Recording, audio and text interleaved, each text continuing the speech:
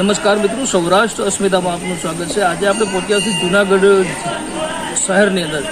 જૂનાગઢ દોલતપરા વિસ્તારની અંદર જે રાજા ઇન્દ્ર રાજાએ જ્યારે મહાદેવની જે સ્થાપના જે કરી એ નામ છે ઇન્દ્રેશ્વર મહાદેવ। ત્યાં પહોંચ્યા છીએ અત્યારે આપણે।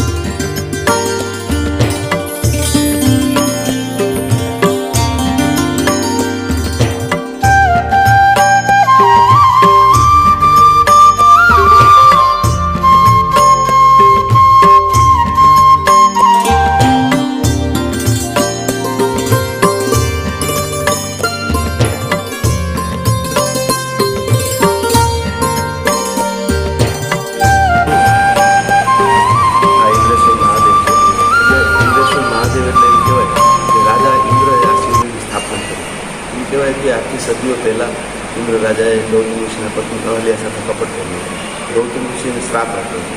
ત્યારે ઇન્દ્ર રાજાએ ઇન્દ્રલોકમાં કઈ રીતે જવું એટલે એમને નારદની પ્રેરણાથી અહીંયા શિવલિંગની સ્થાપના કરી 10,000 વર્ષ સુધી તપસ્યા કરી હતી.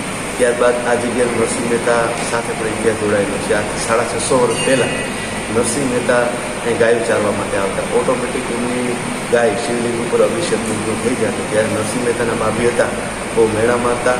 ત્યારે એકથી મેળાથી કંટાળી નરસિંહ મહેતાએ નીલકંઠ જોયું તો કાયદેસર શિવલિંગ ઉપર દૂધનો અભિષેક થાય. ત્યારે એમ કહેવાય કે નરસિંહ મહેતાએ બધ ભરી અને 7 દિવસની 7 નાઇટ આ જગ્યામાં આ ઇન્દ્રેશ્વર મહાદેવ આ શિવલિંગને બધ ભરી અને એમને તપસ્યા કરી હતી. ત્યારે 7મી નાઇટે રાત્રે 12 વાગે એમને દેવાધિદેવ મહાદેવે દર્શન આપ્યા હતા. નરસિંહ મહેતાને કીધું હતું માગ મળશે, માગ તારા જેવો ભક્ત આ દુનિયામાંથી હોય. ત્યારે નરસિંહ મહેતા એમ કીધું પ્રભુ હું નાગર બ્રાહ્મણ છું, મારા નાગર બ્રાહ્મણમાં કોઈ દુઃખી નહીં અને મને કૃષ્ણ લીલાના રાસલીલાના દર્શન કરાવો.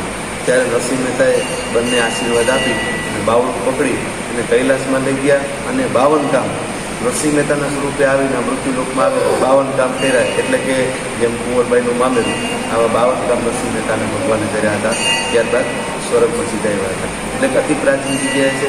જૂનાગઢના નવાબ દ્વારા પણ આ મંદિર બનાવવામાં આવ્યું હતું અને આજની સરકારે પણ આ જગ્યાને 4 કરોડ રૂપિયાનું દાન આપી અને વિકાસ કરેલ છે યાત્રાધામના માધ્યમથી. દર્શક મિત્રો, આપણે જે મંદિર વિશે બપોરે માહિતી આપી અને અહીંયા જે ઇન્દ્રેશ્વર મહાદેવની જે સ્થાપના જે કરી, કઈ રીતે કરી, કોણે કરી, બપોરે સમજાવ્યું. સૌરાષ્ટ્ર અસ્મિતા, સંજય રાજબારોટ, જૂનાગઢ.